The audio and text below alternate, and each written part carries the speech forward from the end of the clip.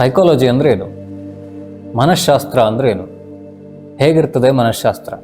ಈ ಸಿನಿಮಾಗಳಲ್ಲಿ, ವೆಬ್ ಸೀರೀಸ್ಗಳಲ್ಲಿ, ಸೀರಿಯಲ್ಗಳಲ್ಲಿ ಏನು ತೋರಿಸ್ತಿದ್ದಾರೆ ಕೌನ್ಸಿಲಿಂಗ್ ಮತ್ತು ಸೈಕೋಥೆರಪಿ ಬಗ್ಗೆ, ಅದಕ್ಕೆ ಹೊರತಾಗಿ ನಿಜವಾಗಿಯೂ ಹೇಗಿರ್ತದೆ? ಅಲ್ಲಿ ಏನು ತೋರಿಸ್ತಿದ್ದಾರೆ ಅದು ಅಲ್ಲಿಗೆ ಇರಲಿ, ಆದರೆ ನಿಜವಾಗಿಯೂ ಕೌನ್ಸಿಲಿಂಗ್ ಹೇಗೆ ನಡೀತದೆ, ನಿಜವಾಗಿಯೂ ಸೈಕೋಥೆರಪಿ ಹೇಗೆ ನಡೀತದೆ, ನಿಜವಾಗಿಯೂ ಮನಃಶಾಸ್ತ್ರದ ಸ್ವರೂಪ ಹೇಗಿದೆ, ಹೇಗೆ ನಮ್ಮ ನಿಮ್ಮ ಎಲ್ಲರ ಜೀವನದಲ್ಲಿಯೂ, ಪ್ರತಿನಿತ್ಯದ ಜೀವನದಲ್ಲಿಯೂ ಸಹಿತ ಸೈಕಾಲಜಿ ಅನ್ನೋದು ಆವರಿಸ್ಕೊಂಡಿದೆ, ಹೇಗೆ ಅದು ಕೆಲಸ ಮಾಡ್ತದೆ, ಹೇಗೆ ಅದು ನಮಗೆ ಸಹಾಯ ಮಾಡ್ತದೆ, ಅದನ್ನ ನಿಮ್ಮ ಮುಂದೆ ಡೀಟೇಲ್ ಆಗಿ ಇಡಬೇಕು ಅಂತ ಈ ಸ್ವಚ್ಛಂದ ಅನ್ನೋ ಚಾನಲ್ ಅನ್ನ ತಯಾರು ಮಾಡಿ ನಿಮ್ಮ ಮುಂದೆ ತರ್ತಿದ್ದೀನಿ. ಹಾಗಾದ್ರೆ ಅನ್ಸ್ಬೋದು, ನನಗೆ ಯಾಕೆ ಸೈಕಾಲಜಿ, ನನಗೆ ಯಾಕೆ ಮನಃಶಾಸ್ತ್ರ ಬೇಕು, ನಾನು ಆರಾಮೇ ಇದ್ದೀನಲ್ವಾ, ಸೈಕಾಲಜಿ ತಿಳ್ಕೊಂಡು ನನಗೇನಾಗಬೇಕು, ನನಗೇನು ಹುಚ್ಚ, ನನಗೇನು ಮೆಂಟಲ್ಲ ಅಂತ ಅನ್ಸ್ಬೋದು. ದೇಹ ಯಾರಿಗೆಲ್ಲ ಇದೆ ಅವರಿಗಾಗಿ ರಚನೆ ಆಗಿದ್ದು ದೇಹಶಾಸ್ತ್ರಗಳು, ಫಿಸಿಯಾಲಜಿ. ಹಾಗೆ ಮನಸ್ಸು ಯಾರಿಗೆಲ್ಲ ಇದೆ ಅವರಿಗಾಗಿ ರಚನೆ ಆಗಿದ್ದು ಮನಃಶಾಸ್ತ್ರಗಳು, ಸೈಕಾಲಜಿ. ನಮ್ಗೆ ನಿಮ್ಗೆ ಎಲ್ಲರಿಗೂ ಮನಸ್ಸಿದೆ ಅಲ್ವಾ? ಜೀವಂತ ಇರೋ ಪ್ರತಿ ವ್ಯಕ್ತಿಗೂ ಮನಸ್ಸಿದೆ ಅಲ್ವಾ? ಹಾಗಾಗಿ ಪ್ರತಿಯೊಬ್ಬ ವ್ಯಕ್ತಿಗೂ ಸಂಬಂಧಪಡುತ್ತದೆ, ಪ್ರತಿಯೊಬ್ಬ ವ್ಯಕ್ತಿಗಾಗಿ ರಚನೆ ಆಗಿದೆ ಮನಃಶಾಸ್ತ್ರ ಅಥವಾ ಸೈಕಾಲಜಿ. ಮನಃಶಾಸ್ತ್ರ ಅನ್ನೋದು ನಮ್ಮೊಳಗಡೆ ನಡೆಯುವಂತ ಯೋಚನೆಗಳಿಗೆ ಸಂಬಂಧಪಡ್ತದೆ. ಮನಃಶಾಸ್ತ್ರ ಅನ್ನೋದು ನಮ್ಮೊಳಗಡೆ ಅನುಭವ ಆಗುವಂತ ಭಾವನೆಗಳಿಗೆ ಸಂಬಂಧಪಡ್ತದೆ. ಅದು ಸಂತೋಷ ಆಗಿರ್ಬಹುದು, ಅದು ದುಃಖ ಆಗಿರ್ಬಹುದು, ಅದು ಭಯ ಆಗಿರಬಹುದು, ಕೋಪ ಆಗಿರಬಹುದು, ದ್ವೇಷ ಆಗಿರಬಹುದು, ರೋಷ ಆಗಿರಬಹುದು, ಸೇಡ ಆಗಿರಬಹುದು, ಅದು ಪಾಪಪ್ರಜ್ಞೆ ಆಗಿರಬಹುದು, ಅದು ಶೇಮ್ ಆಗಿರಬಹುದು, ಮುಜುಗರ ಆಗಿರಬಹುದು, ಅಸೂಯೆ ಆಗಿರಬಹುದು. ಹೀಗೆ ನಮ್ಮೊಳಗಡೆ ನೂರಾರು ಭಾವನೆಗಳೇನು ಅನುಭವ ಆಗ್ತದೆ ಅವೆಲ್ಲಕ್ಕೂ ಸಂಬಂಧಪಡ್ತದೆ ಮನಃಶಾಸ್ತ್ರ.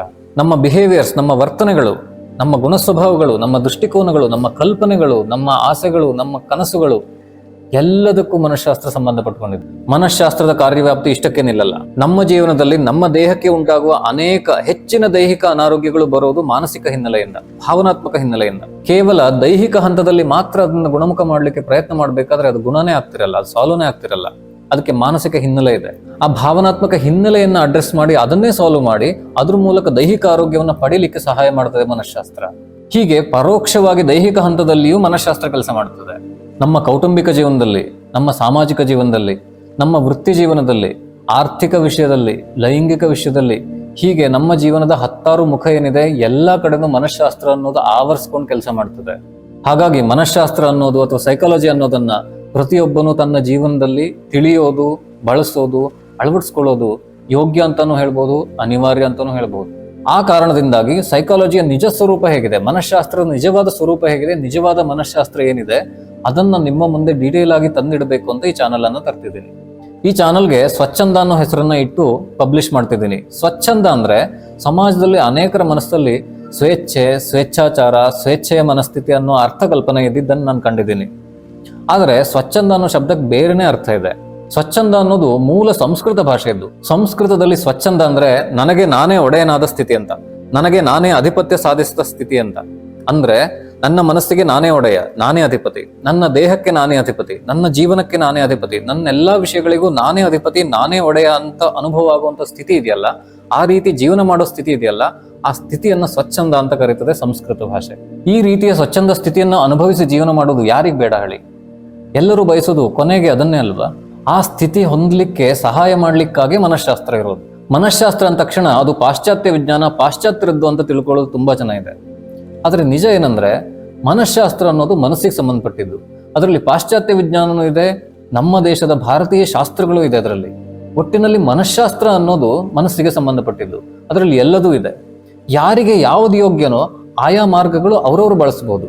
ಆದ್ರೆ ಮನಃಶಾಸ್ತ್ರ ಅನ್ನೋದು ಮಾತ್ರ ಪ್ರತಿಯೊಬ್ಬನಿಗೂ ಅನಿವಾರ್ಯ ಇದೆ, ಪ್ರತಿಯೊಬ್ಬನಿಗೂ ಅತ್ಯವಶ್ಯಕವಿದೆ, ಯೋಗ್ಯವೂ ಕೂಡ.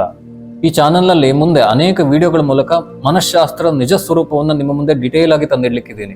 ಅದರಿಂದಾಗಿ ನಿಮ್ಮ ಜೀವನದಲ್ಲಿ ಮಾನಸಿಕವಾಗಿ, ದೈಹಿಕವಾಗಿ, ಕೌಟುಂಬಿಕವಾಗಿ, ಸಾಮಾಜಿಕವಾಗಿ, ವೃತ್ತಿ ಜೀವನದಲ್ಲಿ, ಲೈಂಗಿಕ ಜೀವನದಲ್ಲಿ, ಆರ್ಥಿಕವಾಗಿ, ಹೀಗೆ ನಿಮ್ಮ ಜೀವನದ ಎಲ್ಲಾ ಮುಖದಲ್ಲಿಯೂ, ಸರ್ವತೋಮುಖದಲ್ಲಿ ಅಭಿವೃದ್ಧಿ ಆಗಲಿ, ಉನ್ನತಿ ಆಗಲಿ, ಉತ್ತಮ ಜೀವನ ನಡೆಸುವಂತಾಗಲಿ, ನೆಮ್ಮದಿಯನ್ನ, ಯಶಸ್ಸನ್ನ, ತೃಪ್ತಿಯನ್ನ, ಸಂತೋಷವನ್ನೆಲ್ಲ ನೀವು ಪಡೆಯುವಂತಾಗಲಿ, ಹೆಚ್ಚೆಚ್ಚು ಅನುಭವಿಸುವಂತಾಗಲಿ ಅಂತ ನಾನು ಆಶಿಸ್ತೀನಿ. ಕೊನೆಯಲ್ಲಿ ಮತ್ತೊಮ್ಮೆ ಹೇಳ್ತಿದ್ದೀನಿ, ಯಾರಿಗೆಲ್ಲ ದೇಹ ಇದೆ ಅವರಿಗೆಲ್ಲ ದೇಹಶಾಸ್ತ್ರ ಬೇಕಿದೆ, ಯಾರಿಗೆಲ್ಲ ಮನಸ್ಸಿದೆ ಅವರಿಗೆ ಮನಃಶಾಸ್ತ್ರವೂ ಬೇಕಿದೆ.